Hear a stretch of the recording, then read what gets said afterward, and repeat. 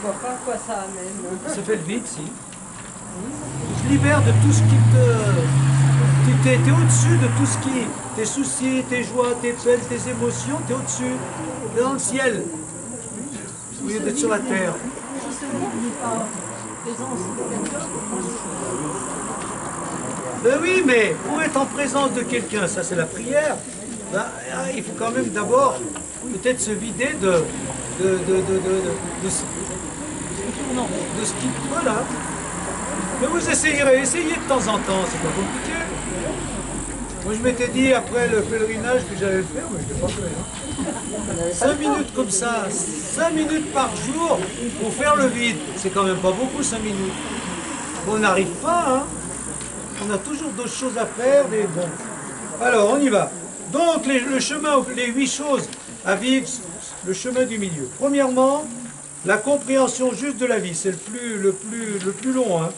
Qu'est-ce qu'il faut, il a déjà développé là, comment concevoir la vie, quel est le sens de la vie, qu'est-ce qui se passe dans la vie. Bon, alors, éviter les deux extrêmes, s'attacher au plaisir des sens, à ce qui est bas, vulgaire, terrestre, ignoble et qui engendre des mauvaises conséquences, et s'adonner aux mortifications, à ce qui est pénible, ignoble et engendre des mauvaises conséquences. Alors, voilà. Quels sont les autres extrêmes entre lesquels nous devons avancer? Bon, j'ai mis ça c'est moi ça. Hein. Les extrêmes, si on applique ça déjà pour nous, hein, si on veut le chemin du milieu, lui c'est l'essence et la mortification. Allez, les plaisirs et la mortification. Mais nous les autres extrêmes, j'ai mis la suractivité ou la paresse. Bon. J'ai mis rester seul, isolé, je ne veux voir plus personne, ou je suis toujours avec d'autres et puis je ne suis qu'un mouton dans la masse. Bon. Autre extrême, le bruit. Le silence total où on n'écoute rien ni personne. J'ai remarqué qu'il y a quand même beaucoup de voitures qui passent. Pourtant, il semble que quand on est comme ça à parler, il n'y en a pas tant que ça. Bon, où est-ce qu'on peut vraiment le silence total? Mais quand il n'y a plus de voitures, après les... Comment? Quand il n'y a plus les voitures, le cri des oiseaux apparaît. oui, Ça, faites ça de temps en temps. Mais ces exercices, c'est des choses à faire. Bon, le pessimisme total ou l'optimisme aveugle? Le pessimisme total, tout va de plus en plus mal, tout est perdu, puis oh, tout va bien, tout va bien, tout va bien. Le volontarisme, on y arrivera, il faut faire, et le quiétisme, je ne fais plus rien, je laisse couler, je laisse faire. Voilà. L'autoritarisme, j'essaye d'imposer à coup de bâton mon autorité, ou je laisse tout faire, débrouillez-vous, vous avez le droit de tout faire. Voilà. Bon, l'impatience absolue, ça c'est le mode d'aujourd'hui, tout de suite. Hein? Le dilettantisme, bon, on verra bien, on laisse venir les choses. Le bavardage, on parle pour rien dire, le mutisme, on ne dit jamais rien. Refus de croire. Moi, je ne crois pas, c'est la... Voilà. Ou alors la crédulité naïve, je crois à tout ce qu'on me dit. Pas du charbonnier. Bon, voilà. Est-ce que vous voyez, ça je vous interroge là-dessus pour que ça soit aussi dans votre vie. Est-ce qu'il y a des excès que vous voyez aujourd'hui? Et il faut essayer de suivre le chemin entre ces excès. Autre excès, j'en ai mis, hein, j'ai réfléchi quand même. il y a tous les péchés capitaux qui le renversent. Ah, le péché capitaux, le reste? Non, non, mais... La paresse, la gourmandise, Non, non, mais les excès, oui, ça c'est les excès, mais je veux dire, ben, on peut très bien dire oui, ben, la gourmandise c'est un excès. Mais le, comment, ceux qui mangent rien, là, comment? L'anorexie. Ça c'est logique. Ça, c'est une maladie. Voilà. Mais Qu'est-ce qu'il y a encore? les gourmandises, c'est plus bon. Ah oui, les passions dévorantes et puis ne rien faire. Ouais. Mais parmi les excès, pardon... Les excès, regardez, il y a beaucoup de... On navigue entre beaucoup d'excès. Hein. Ouais, puis ce sera des excès pour certains, pas pour d'autres. Voilà. Donc il faut trouver son juste milieu. La vérité dans le juste milieu et jamais dans les excès. Trop en faire ou ne rien faire, etc. Trop d'ordre et trop de bazar. Trop d'ordre et trop de bazar. C'est vrai. On peut un autre excès. Trop de prières. c'est Ah oui. Ah non, Là, parce chapelet, chapelet, chapelet, mais la vie, il n'y a pas que le chapelet dans la vie. Hein? Ah, Et puis trop de prières ou jamais de prières. il y a un Voilà, cantique tout qui ça, dit prions tout ça, il y a française. plein. Dans tout, ouais. On peut continuer. Tout à l'heure, Dis fort, dis fort. vous parliez tout à l'heure là, avec les ascètes, hein, où il a vécu un moment de dénuement total. Ouais, dénuement, jeune, tout ça, ouais. Et par exemple, les excès, après on interprète comme on veut. Par exemple, la façon dont vivent les moines de l'abbaye de Chartreuse, est-ce que c'est un petit peu, ça se rapproche un petit peu de ça? Ouais, c'est un peu un excès, mais un excès mesuré quand même. Hein. Ils sont pas si mal que ça. Et le moine bénédictin, Henri Le Sceau, dont j'ai parlé il y a 3 semaines, là, disait que être moine, c'est quand même un confort par rapport à la vie qu'il a eue, lui, tout seul dans une grotte. Hein, et il n'y a rien à manger, alors il allait chercher par là-bas, en mendiant, des trucs. Mais essayer de faire ça pendant au moins 2-3 mois, d'ailleurs il alternait avec des conférences, il n'est jamais resté vraiment comme les moines errants là-bas, où il y en a même qui disparaissent, on ne sait pas ce qu'ils deviennent. Hein. Donc il y a un séminariste, je vous l'avais dit, hein, Chaduc, qui était au séminaire avec Jean Bianchi, il est parti rejoindre Henri Le Sceau. Et donc Yann Magneux nous en a beaucoup parlé aussi, on ne sait pas ce qu'il est devenu. Un jour il est parti en tenue, là, vous savez, tenue moine, parti sur les routes, jamais plus une nouvelle, il avait une 40aine d'années. Donc, bon, alors que la vie de moine, c'est quand même, ils ont la sécurité, s'ils sont malades, on vient les soigner, s'ils ont faim, ben, ils mangent peut-être pas beaucoup, ils mangent quand même. Hein. Bon, suivre le chemin du milieu, éviter les excès c'est bien, mais pour avancer, bon. Il ne suffit pas d'éviter les excès, il faut encore marcher. Hein, voilà, sur le chemin. Alors, quel est ce chemin? Première, donc c'est les 4 nobles vérités. 4 nobles vérités. Première noble, moi j'ai traduit ça comme ça. Regardez la réalité de la vie en face. Si on veut marcher sur le juste chemin. La vie c'est quoi? Je regarde la vie telle qu'elle est. Voici au moins la noble vérité sur la souffrance. Donc c'est ce qu'on a dit. Pour lui, tout est souffrance. Alors, n'allez pas plus loin. Qu'est-ce que vous en dites? Ça vous choque de dire tout est souffrance? Oui, pourquoi? Tout n'est pas souffrance. Il y a des bons moments. Ils ont énuméré là, oui. Eh bien voilà ce qu'il faut comprendre. Tout est donc souffrance pour Bouddha. C'est vrai qu'il y a pour tous des moments d'épreuve, des moments de souffrance, de maladie, d'échec, etc. Mais il y a aussi des moments de bonheur. Et Bouddha le sait bien. Alors pourquoi il dit ça? Parce que pour lui, la souffrance, le mot, c'est la dukkha, c'est pas seulement la douleur, la peine, la misère, hein, quand on n'en peut plus. C'est l'imperfection et l'impermanence. Tout est imparfait, et même les bons moments, ça ne dure pas. Eh ben voilà. Et pourquoi? Pourquoi les bons moments, ça ne dure pas? Ben c'est ça la souffrance qui dit. Hein?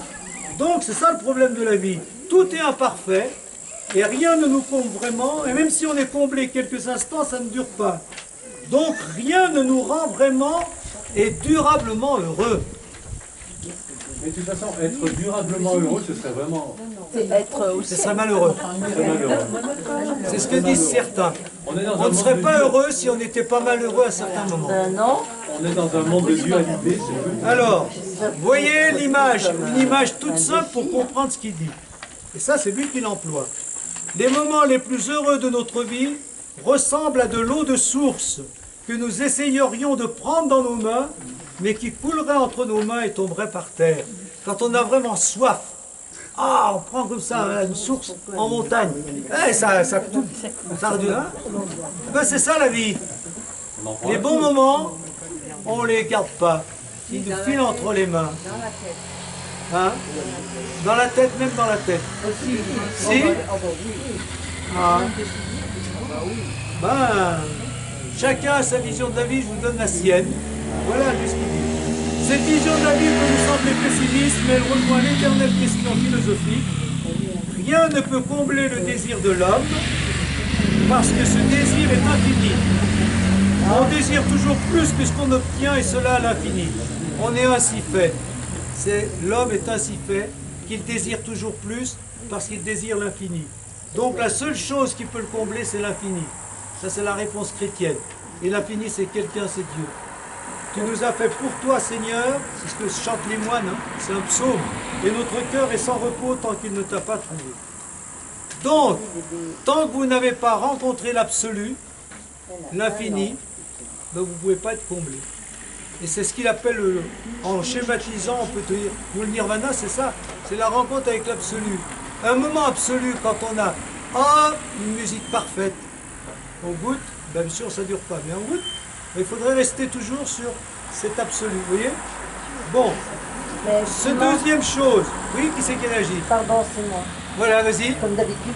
comme d'habitude, Simon, oui. c'est souvent, je crois, c'est le sentiment de reconnaissance.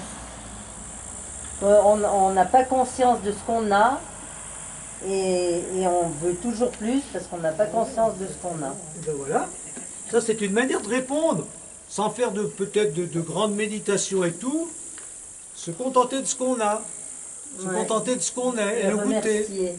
Et justement, chasser de notre esprit par la méditation, tout ce qui nous dit, mais tu pourras avoir ci, tu pourras encore faire ça. Oui, mais c'est pas tout à fait. C'est pour ça que, à cette position, je goûte ce que j'ai. Puis après, bon, à bout d'un moment, peut-être que je ne goûte plus, mais tant que je peux le goûter. Puis après, voilà. Il faut prendre des moments comme ça. Bon, c'est ce que j'ai retenu. Se regarder soi-même en face. Donc, la vie, c'est ça, tout est souffrance. Mais alors, d'où ça vient?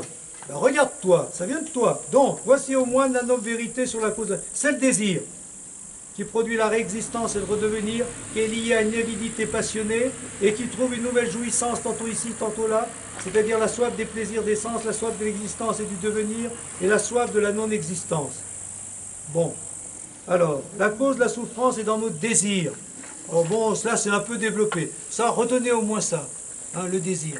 Je désire toujours plus, ben pour être heureux, il faut essayer de ne pas désirer toujours plus, de désirer ce que j'aime. D'accord? C'est déjà quelque chose. Si on développe, la cause de la souffrance est dans notre désir qui se manifeste à 3 niveaux. Le désir des plaisirs sensuels, de satisfaire nos sens. Hein. Boire, manger, dormir, ce qui nous donne des sensations. Le désir de ne pas mourir. Ben, c'est déjà lui, il en a pris conscience quand il a vu quelqu'un mener au tombeau là. Hein. Bon. De vivre toujours le désir d'une existence sans fin. Et le désir d'anéantissement. De ne jamais retomber dans le cycle infernal où l'on paye les actes commis. Ça, c'est typique de leur culture. Hein. Ces 3 désirs sont des désirs centrés sur le moi. Désir de satisfaire le moi. Or, le moi est illusion. Il change tout le temps. Ce n'est pas sur lui qu'il faut construire notre vie. Donc, la seule solution est d'oublier le moi, de le faire mourir et de nous libérer du désir humain.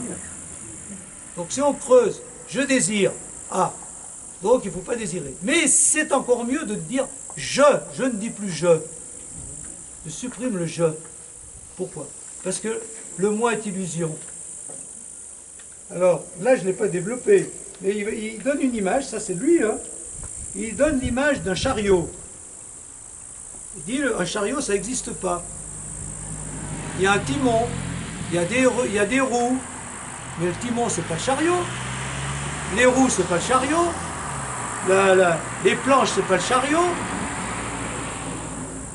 Alors, ben, le chariot n'existe pas. C'est tout l'ensemble. Oui, mais l'ensemble, il est fait de choses, et donc c'est un ensemble de choses. Mais le chariot lui-même, c'est curieux comme truc, hein. Et un peu c'est vrai, vous savez, nous on dit, vous savez l'histoire du couteau. Moi j'ai un couteau, j'ai changé 5 fois de lame et 5 fois ou 10 fois de manche, mais c'est toujours mon couteau. Mais non, c'est pas mon couteau. Le couteau a disparu. Oui, mais voilà. Et autre chose, il dit moi c'est quoi? Je dis je. Mais 3 minutes après, c'est plus le même je. J'ai changé. C'est en ce moment où il dit je suis bien. 2 minutes après, j'ai trop chaud. Oh, j'ai froid. Alors le jeu, il est où? Il change tout le temps. Donc s'il change tout le temps, il existe l'impermanence. Vous voyez cette culture, alors ça peut nous... C'est un peu spécial. Hein. Peut-être que c'est des fausses questions, mais n'empêche que c'est des questions. La soif de la non-existence. Mais soit de la non-existence. Alors, donc, mais ils mettent en pratique, hein. Certains, chez les hindouistes, ils n'ont pas ce même développement, mais quand même, les bouddhistes, là, j'existe, le je n'est pas, c'est exister. La seule chose que je peux dire, j'existe, je suis là, j'existe. Peut-être pas c'est le je, peut-être de trop, mais j'existe. Je suis dans l'existence. Et l'existence, c'est pas moi qui me la donne. Je participe à l'existence de celui qui fait tout exister, de ce qui fait tout, avec un grand E. L'existence absolue. Je suis qu'une réalisation de l'existence absolue.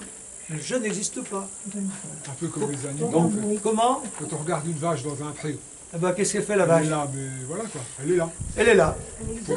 Elle ne se pose pas la question de savoir si elle existe, elle est là. C'est ça. Ben, un peu. Oui, là, peut-être qu'on ferait bondir les bouddhistes, mais on peut dire, je suis là. Non, mais le mieux, ce sera un oiseau dans le ciel. Oui, voilà. Il vole, il est là. C'est tout, il est là. Voilà. Donc il existe.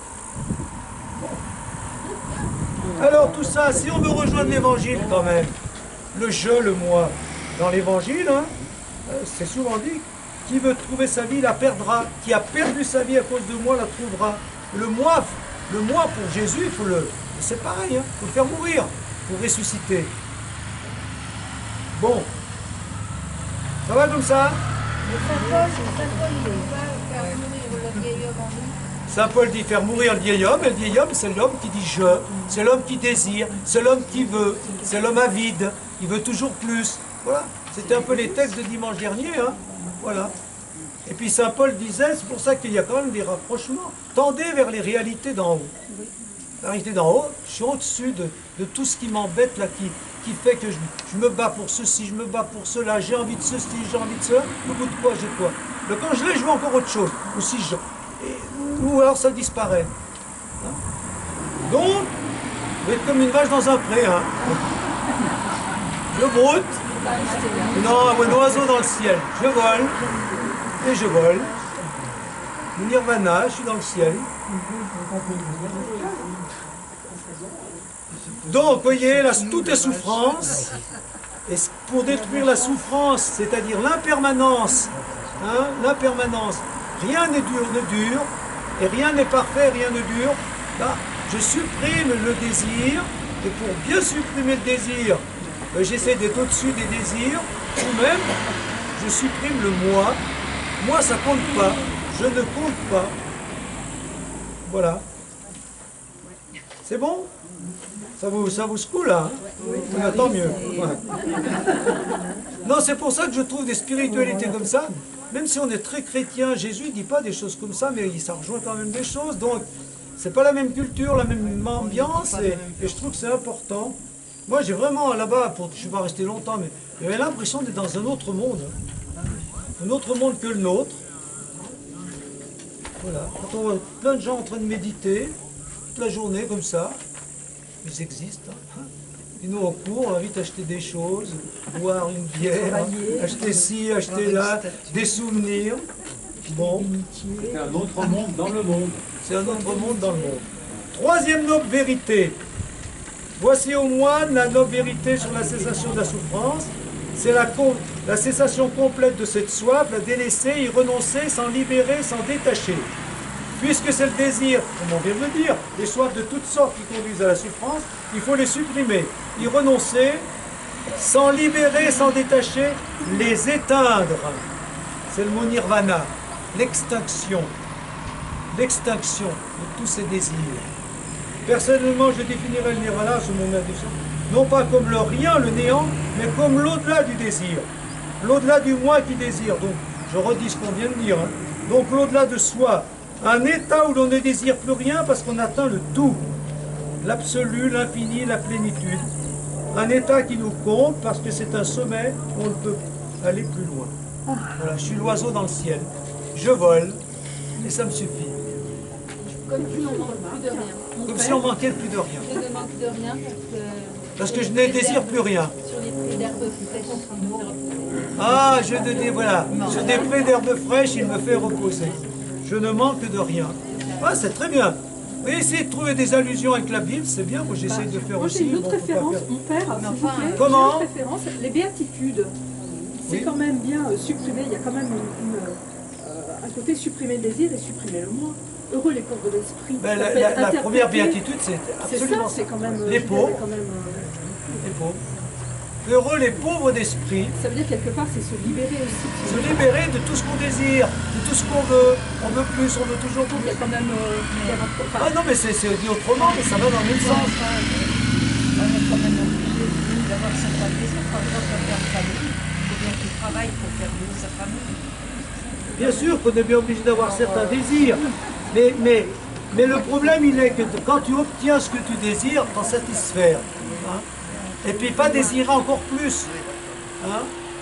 Non mais voilà le problème. Par exemple, tu dis un père de famille, il nourrit sa famille. Mais pourquoi il va encore toutes les fois faire encore mieux, acheter encore plus cher, acheter ce que la publicité te demande d'acheter. Et puis quand t'as parce que tout le monde mange, t'es malheureux. Pourvu que tu manges. C'est quand même pour toi, c'est tout pareil. On voit dans tout on voit dans tout dans les spectacles. Il faut faire des spectacles de plus en plus sophistiqués. Il faut toujours plus avec la technique, avec tout ça. Finalement, pour faire quoi? Si tu écoutes un oiseau chanter, des fois ça te suffit. J'existe, il existe, on est heureux ensemble. Non mais c'est faux, c'est l'excès. Donc en fait, le mot qu'il faudrait ajouter, c'est le désir, l'avidité, le désir de toujours plus, plutôt que le désir normal. Quoi. Parce que ceux qui vivent sans rien, tout nus, couverts de cendre, à rien faire, c'est un excès aussi. Parce que Alors, la vie, il y a la vie. je voudrais bien savoir ce qu'ils Il y a la ressentent. famille, il y a Je voudrais bien savoir ce qu'ils ressentent. Hein. Comment? Je voudrais bien savoir ce qu'ils ressentent. Oui, voilà. Pas sûr non plus qu'ils ne tombent pas dans un autre excès comme lui avec la 16. Hein. Ah, voilà, parce qu'on vit dans il y a quand même la vie, on vit en famille, on vit en société, on a les autres. Donc, tant qu'on cherche à satisfaire nos désirs pour eux-mêmes, on vit dans l'illusion qui entraîne une rage de vie de plus en plus intense, qui se traduit à nouveau dans des passions et des désirs toujours plus brûlants. Allons chercher l'au-delà du désir, le nirvana. Pour les bouddhistes, c'est l'état spirituel que l'homme éveillé cherche à atteindre. Pour nous chrétiens, c'est l'état divin. Un moment de plénitude. Il ne durera peut-être pas, mais on en a. Hein. J'ai vécu un moment d'éternité. Je me sentais bien. Voilà. J'étais un peu, je coïncidais avec moi-même, avec Dieu, avec la nature. Ben, vivons des moments comme ça, c'est déjà ça. Hein. Voilà. Que faire hein, au moins, non, je vais assez vite parce que après, il faut avoir, ça c'est le premier chemin, il y en a 8. Hein. Que faire pour atteindre le nirvana? Vous voyez, ça va être très concret. Ça va être très concret, puis je passe la vite, mais c'est vraiment un programme de vie intéressant. C'est la 4e noble vérité. Voici au moine la noble vérité qui conduit à la cessation de la souffrance, c'est le noble chemin octuple. Donc, on va le voir, hein, pas tout à fait dans le même ordre. Voilà, hein. Donc, se libérer du désir, supprimer le moi, hein, aller atteindre le nirvana, le rien qui est l'absolu, et concrètement parlant. Alors vous allez voir ça, c'est quand même des choses à votre portée à tous. Donc dans tout ce qui fait la vie, qu'est-ce qu'il faut faire pour être dans le juste milieu? Premièrement, la parole juste. Voici comment Rahula explicite la pensée de Bouddha. Donc, tout ce qu'a dit Bouddha, évidemment, ça s'est développé. Il y a eu des disciples qui ont pu expliciter, comme nous avec Jésus. Hein. Bon, donc, mais on peut, avec les interprétations qu'il y a eu par ailleurs, l'enracinement, c'est bien quand même chez lui, hein, dès le début, dès Bénarès. Alors, la parole juste, écoutez bien, ça, tout le monde peut faire ça, il faut le faire, signifie l'abstention du mensonge. C'est clair, hein? De la médisance et de toute parole susceptible de causer la haine, l'inimitié, la discussion ou la dispute plutôt, le désaccord entre individus ou groupes de personnes. Ça c'est clair, hein? Pas de médisance, pas de parole qui sème la zizanie. L'abstention de tout langage dur, brutal, impoli, malveillant ou injurieux. Il y a de quoi faire là, hein? Voilà, tout ce qui blesse, voilà, c'est ça en fait. Tout ce qui est faux, un mensonge, tout ce qui blesse, qui fait du mal. Et enfin, de tout bavardage oiseux, futile, vain et sot. Bavarder pour ne rien dire. Ah. Papoter pour ne rien dire ou dire du mal des autres. C'est clair ça, hein? Ah, là, il va au bout, votre nez, là. Voilà. Là c'est clair là. Hein. C'est moins compliqué que ce qu'on a vu jusqu'à présent.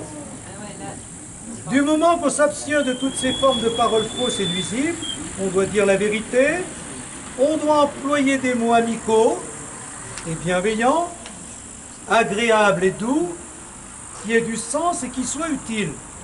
Moi je trouve que là sur la parole, en quelques lignes, on a dit beaucoup de choses. Hein. On ne doit jamais parler négligemment, mais au moment, au lieu convenable. Pas parler pour rien dire et pas parler au mauvais moment, au bon moment. Si on n'a rien d'utile à dire, on devra garder un noble silence. Ben, c'est bon, hein? Bon, j'ai pas trop de commentaires parce que... Mais alors, ça par exemple, ben, si vous aviez travaillé, moi si j'étais au séminaire, j'avais du temps pour rien faire, je ferais ça. Maintenant, je sais pas trop. Mais tout ce qui est dit dans la Bible sur la parole, c'est infini, hein? Ben, j'ai pris par exemple le passage de Saint Paul aux Éphésiens. Ça va un peu dans le même sens. Hein. Aucune parole mauvaise ne doit sortir de votre bouche, mais s'il en est besoin, que ce soit une parole bonne et constructive, profitable à ceux qui vous écoutent. N'attristez pas le Saint-Esprit de Dieu qui vous a marqué de son sceau en vue du jour de vos délivrances. Amertume, irritation, colère, éclat de voix ou insulte, tout cela doit être éliminé de votre vie, ainsi que toute espèce de méchanceté. Soyez entre vous pleins de générosité et de tendresse. Pardonnez-vous les uns aux autres comme Dieu vous a pardonné dans le Christ. Voilà un beau programme. Hein? Bon. L'action juste. Du coup, je ne vous propose pas beaucoup de temps de méditation, mais tant pis à la messe. L'action juste exige que la vie de celui qui se veut sérieux dans sa poursuite spirituelle soit pacifique dans le sens plein de ce terme. Vous voyez la paix, la parole, l'action. Donc tout ce qui détruit la paix, c'est mauvais. Il doit avoir une horreur telle des actions mauvaises comme le meurtre, bien sûr, hein, ou plutôt la destruction de la vie sous toutes ses formes. Le vol, la malhonnêteté, les rapports sexuels interdits, qu'il ne les pose jamais. Il doit essayer aussi aider les autres à faire de même. Bon, sur l'action, il n'y a pas beaucoup de choses, mais on voit bien, hein, des actions qui sont bonnes, pacifiques, qui construisent, aucune action qui détruit. Voilà. Mais des fois, il y a quelqu'un qui peut nous avoir fait du mal en parole, et après c'est difficile d'oublier, quoi. Alors on n'arrête pas de ressasser. Eh bien oui. C'est pas en ressassant qu'on résoudra le problème. Hein. Vous avez une recette? Oui, c'est de pas ressasser. Ça sert à quoi? On s'autodétruit. Non seulement ça nous a fait mal, mais on rumine et on s'autodétruit. C'est ça. On est bien d'accord. Il faut tourner la page, il faut être au-dessus. Il faut laisser passer. C'est ça même les psy aujourd'hui, vous savez, ils disent laissez passer ce qui se passe en nous, les émotions négatives, les amertumes, les regrets. Il ne faut pas non plus faire comme s'il n'existait pas, mais on les regarde comme un oiseau qui passe. Hein. On les laisse passer, on ne les retient pas. Parce que sinon ça nous fait trop de mal. Ouais. Alors, l'action juste, c'est l'action pacifique qui ne détruit rien et qui fait ce qu'il faut pour construire une vie meilleure et un monde meilleur. Donc nous, on a par exemple, chez Saint-Jean, n'aimons pas en parole ni en discours, mais par des actes et en vérité. Des actes remplis d'amour. Nous, on dira que non seulement il faut agir, mais agir avec amour. Et c'est Sainte Thérèse de Lisieux qui dit, ben voilà, ce qui sauve le monde, c'est pas ce qu'on fait, mais l'amour avec lequel on le fait. Donc l'action pour nous, ben, ça va un peu plus loin. C'est pas seulement l'action juste qui fait de mal à personne et qui construit, c'est l'action faite avec amour. Là, on va un peu plus loin que ce qui est dit. Hein. D'accord? Voilà. Le moyen d'existence juste.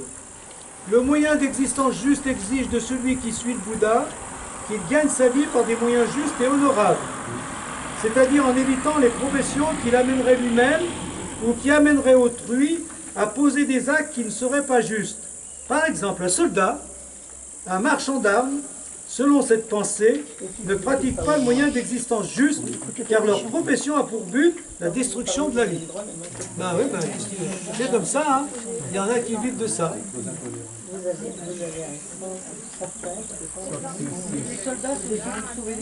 Ben oui, et si on n'avait pas les soldats et la police, hein. Mais ils défendent, hein, ils détruisent, c'est ce qu'ils disent, ils sévissent. Leur but, c'est pas de détruire, c'est de défendre pour que les autres ne détruisent pas. Alors, pour dire ça aussi, alors là-bas, en Inde, il y a des jaïns. Par exemple, Yann Bagneux, il les connaît pas mal. Donc les jaïns, eux, c'est même ils ne touchent pas un insecte. Oh, une fois, on a vu ça dans un temple.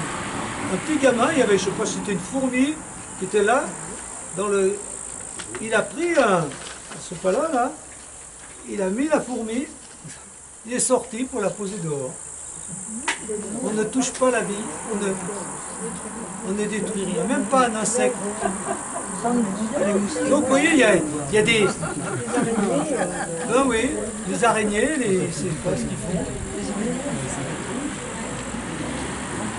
Bon, je vous ai mis des questions, plus pour prolonger la méditation, parce que après on va arriver à des choses. L'effort juste, ah, ça j'aime bien ça, l'effort. L'effort c'est le sport, vous savez. Alors, l'effort juste. Il y a d'abord l'effort juste. Il s'agit de la mobilisation d'une volonté énergique en vue de purifier l'esprit. C'est déjà bien comme définition. Qu'est-ce que c'est que l'effort? Mobilisons notre énergie, notre volonté énergique pour purifier l'esprit. Il y a 4 sortes d'efforts. Vous voyez, c'est quand même développé, hein? L'effort d'éviter, l'effort de surmonter, l'effort de développer et l'effort de maintenir. L'énergie du premier effort est dirigée contre l'apparition des mauvais états de l'esprit. Il s'agit de mettre en garde les sens contre tout contact qui pourrait aboutir à des actes mauvais, donc nuisibles au progrès spirituel de l'homme, d'où le nom effort à éviter. Bien, je fais l'effort pour éviter de taper, d'éviter de mentir, éviter de faire du mal. Ça c'est un effort. J'ai envie, ah oui, mais je ne suis pas mes pulsions. Hein? Donc je maîtrise mes pulsions pour éviter de faire du mal. Deuxième effort, l'effort de surmonter. S'adresse, lui, aux mauvaises dispositions d'esprit qui existent déjà en l'homme. Bon, au lieu d'accepter la présence en lui de pensées sensuelles ou de colère, par exemple, celui qui suit le chemin octuple lutte pour s'en débarrasser et les surmonter. D'accord, hein? Il y a en moi des mauvaises pensées, des moments de colère, des moments de rancœur. Bah, j'essaie de surmonter.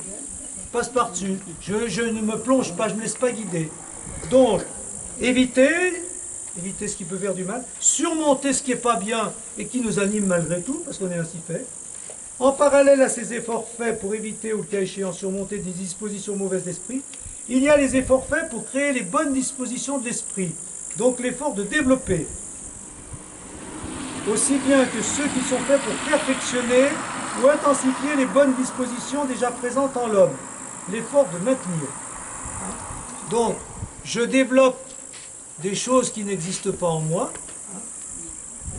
Par exemple, ben voilà, je suis un peu paresseux, ben j'essaie de travailler. M'habitue.